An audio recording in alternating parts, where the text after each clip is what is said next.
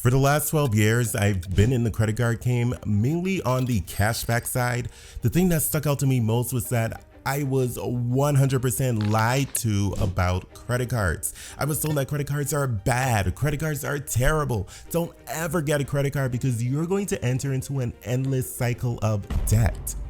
This was very unfortunate because honestly, the people who shared this viewpoint with me and beat it into my head were absolutely uninformed and probably should have kept their opinions to themselves. Now, don't get me wrong, being cautious about credit cards is very important, but I want to teach you 5 lessons about credit cards that have completely changed the way that I look at them and will change your perception about them as well. And lesson number 1 is probably the most important lesson to learn early on. Lesson number 1. Credit cards can save you money.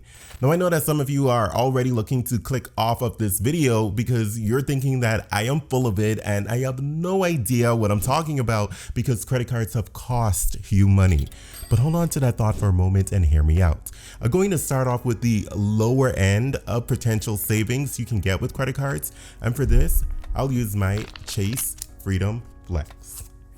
With this credit card, I was able to get up to 7% cash back on up to $1,500 for all of my dining purchases over the last 3 months due to the quarterly rotating reward calendar. By the time you see this video, this quarter's set of reward categories are going to be over, and it included up to 5% cash back on up to $1,500 in spend at Amazon.com, on hotel reservations, and like I mentioned earlier, at restaurants.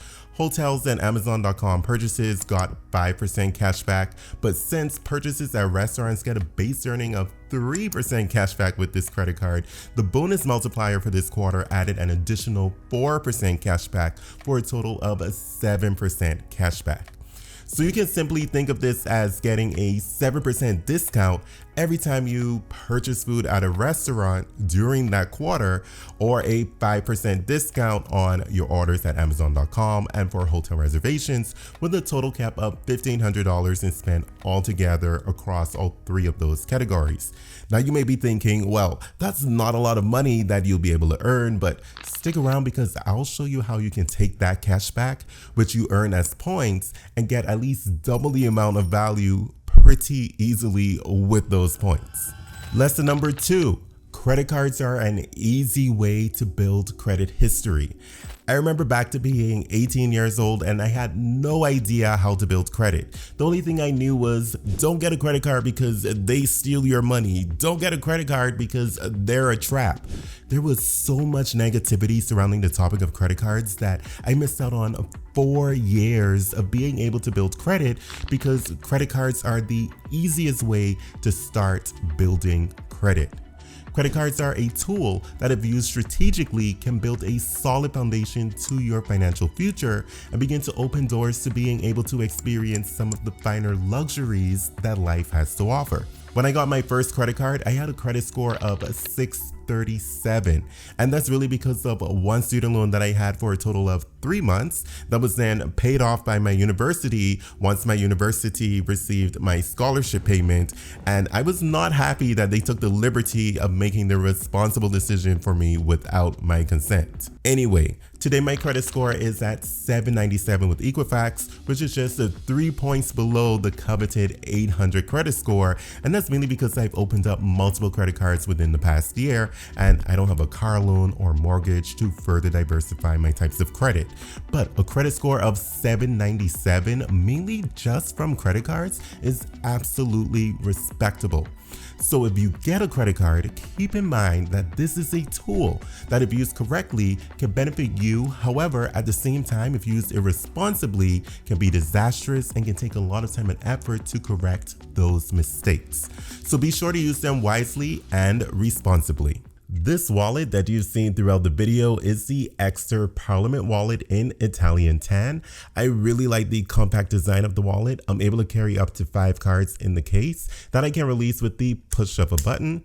And it also has these nifty pockets, 2 on the inside, 1 on the back. And if you need to carry around that ancient technology, cash, then there's a strap on the inside that's perfect for holding your cash in place.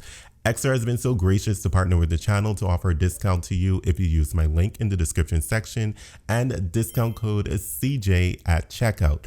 Thanks again to Ekster for partnering with the channel. Now back to the video. Lesson number 3, credit cards can save you money on your phone bill. Now, I'm not talking about a multiplier that will give you 2% or 3% cash back because you paid your phone bill with your credit card. And by the way, you can use the Chase Inc. Business Cash to earn 2% cash back on your phone bill. However, although I have that credit card, I refuse to use it to pay my phone bill. Instead, I use my Built Rewards MasterCard to pay my phone bill on the first of the month because I'll be able to get 2x bill points, and on top of that, and this is the real money saver here, I'll get a cell phone protection as long as I pay my phone bill using my Built MasterCard. I have an iPhone 15 Pro Max finally after upgrading from my iPhone 10s Max. Yeah, it took me 5 years and this version is like $1,400. So having cell phone protection is extremely important in case something happens. Now, I won't cover the entire value of the phone. There's a $25 deductible, which isn't bad at all, and it covers up to $800 for the claim. However, I'm able to save $18 per month or a total of $216 per year on my cell phone bill. A lot of us don't do the math on how much we spend every year on cell phone protection if we get it from our cell phone provider. And with my previous iPhone, I kept cell phone protection for 3 years. That's a total of nearly $650. Now, I kept my previous phone for a total period of 5 years, and if I paid that $18 per month for 5 years, I would have spent a total of almost $1,100, which was nearly the original purchase price of that cell phone, and just a few $100s shy of the total purchase price of my current iPhone 15. So don't sleep on credit cards that offer cell phone protection like the Built MasterCard and the Chase Freedom Flex. Lesson number 4. Credit cards can get you status at hotels, airlines, and even rental car companies, and this can potentially save you hundreds of dollars depending upon how much you travel. The caveat here is that some of these statuses are reserved for credit cards that come with an annual fee, and if the credit card doesn't have an annual fee but comes with status, then it's typically one of the lower level statuses available. Now, I have 2 credit cards that I like to focus on here. The first one being the Hilton Honors Business Credit Card that comes with Hilton Honors Gold status and gives me a daily $25 food and beverage credit. And honestly, if I put another person on my reservation, it'll be a $50 credit instead of the $25. It's either this or a continental breakfast, and that depends upon the property that you're staying at.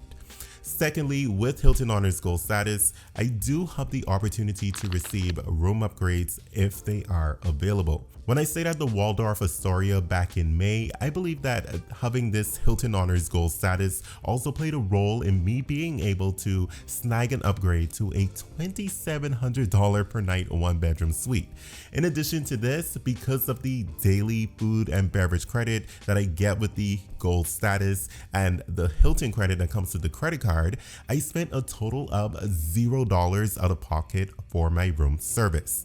The next credit card in my wallet that gives me status is none other than the Capital One Venture X, and it gives me Hertz President Circle status, which is, I believe, the top tier status at Hertz. I may be wrong. When I flew into the Reagan International Airport, I booked a medium car and was able to get a Kia EV6, which is their fully electric crossover, and I chauffeured Kelby Ng and Stan the Credit Frog around the outside of Washington, D.C.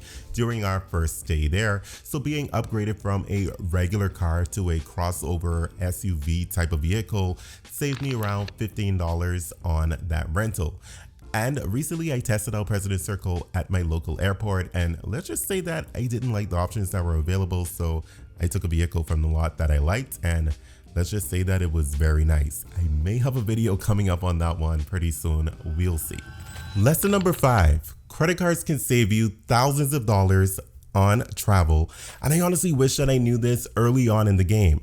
I was on the side where I was completely satisfied with simply earning cash back because I was able to earn up to 5% cash back on my purchases, and then a base of 1.5% cash back on my catch-all credit card at that time, which was the Chase Freedom Unlimited. I thought that I was golden. I thought that I was getting a deal. I thought that I was on top of the game. But then I began to learn about this key thing right here called transfer partners. And when I first heard about it, I was like, what the heck is a transfer partner and why in the world do they matter? They matter because they unlock your ability to travel in those amazing international business class and first class seats for pennies on the dollar, if you're really savvy with seeking out those reward flights. And I'm not going to sit here and pretend that it's really easy to find them, because they are very highly sought after, because instead of paying $5,000, $7,000, and in some cases over $10,000 for those seats, you can get those seats sometimes for around 80,000 points round trip, plus a few $100s for the taxes and fees. This is a game changer when it comes to international travel.